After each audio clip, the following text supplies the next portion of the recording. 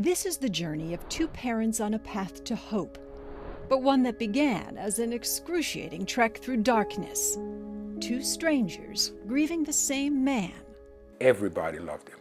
Everybody loved him, and that's what makes me feel good.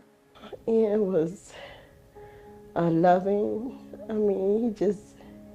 His smile and his personality. You loved him? Yes, I did. Ian Taylor died in a hail of gunfire last November. But the law enforcement officer didn't die in the line of duty. He died at home after opening his door to a troubled but familiar face. And when I answered the phone, the girl was screaming in the phone. And she said they shot Ian. Norman Taylor, Ian's father, a retired longtime NOPD officer whose optimism made news in the 90s when crime was at its worst. Thank you, dear. Decades later, was now headed to his own son's murder scene, only to be held back by tape and the arms of former colleagues. When I found out it was actually him and he was dead, and the coroner's wagon came, and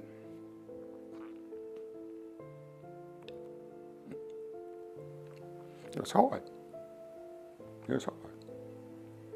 Dionne Williams was at Walmart with her kids when she got the news. She called me on the phone, crying, saying, Deanne Jabari killed Ian. Jabari killed Ian. She had to hear it twice. Jabari is Dionne's oldest son. But surprisingly, her initial reaction was not grief. And I was scared, because I feel like if my son killed my cousin, now what he gonna come do to me and my kids? That night, Dionne and her other kids hid at a hotel while Norman planned his revenge. I'm gonna sit here right now and tell you, if I could have gotten my hands on Jabari that night, I would have snatched the life out of him. But Jabari was on the run. It was his mother who found him the next day and called police. How hard was that phone call to make? It was real hard. I cried. I cried before I did it, and I asked God, was it the right thing to do?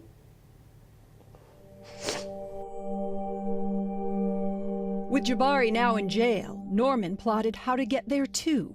I was gonna do something to get arrested, just so they can put me in the cell with him. If they possibly could have put me in the cell with him, I was gonna kill him.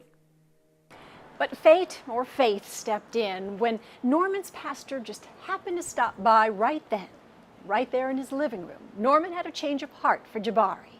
Then I realized, my killing him, or my having hatred in my heart for him, is not gonna solve anything. So instead of hating this kid, I started praying for him. Norman didn't know Dionne well, as Ian was related to her on Ian's mother's side, and he had no idea about the curse they faced. Jabari had been in and out of mental hospital since he was 16. Dionne says Jabari is a diagnosed paranoid schizophrenic. She first noticed the symptoms 10 years ago. It was times when my son would tell me a rat crawled in him and died in his stomach. She said he dangled her youngest child off the edge of a balcony and accused her of poisoning him. I watched him like his life was just going down a drain, and I prayed. I just kept hoping that he was gonna get better, but he didn't. Jabari lived in fear and spread it, especially after he got a gun 2.5 years ago. And if you're wondering how that happened, consider the job he held at the time. He had just been hired as a deputy, a recruit for the Orleans Parish Sheriff's Office. While he was on medication for schizophrenia? Yes. Did it scare you? Yes, it did. And then he was able to get a gun. Norman Taylor is a former Orleans Parish deputy himself, having worked there before the NOPD. My thing is, better screening, come on. How you let a mental patient come to work in a penal institution where you put mental patients?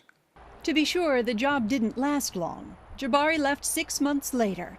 The sheriff's office said for personal reasons, but... Do you think he kept the gun? He did. Jabari is now in the psych unit of Hunt Correctional, awaiting trial. He not answered. That's him. He happened to call while we were interviewing his mom.